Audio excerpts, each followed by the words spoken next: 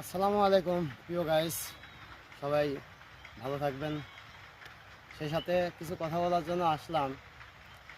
এই যে সারজিৎ, আসনাত, তারপরে এই যারা সমন্বয়ক যারা আছে, যখন জুলাই আন্দোলনের সময় যখন গদিতে বা ইয়াতে যখন আসলো, তখন বলেছিল আমরা রাষ্ট্র কাঠামো এটা করবো সেটা করবো বলেছিল, অনেক প্রতিশ্রুতিটা দিছিল।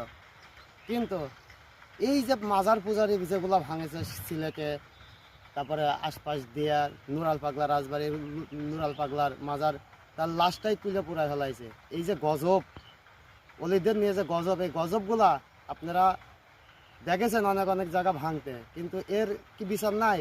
অলিদের যে নাচতেছে, এর বিচার অবশ্যই আছে। আর আরেকটা কথা বলি, একটা ছাগলের বান দুইটা, বাচ্চা তিনটা, দুইটা খায় একটা হাতায়। কারণ আপনারা বুঝে দেখেন প্রিয়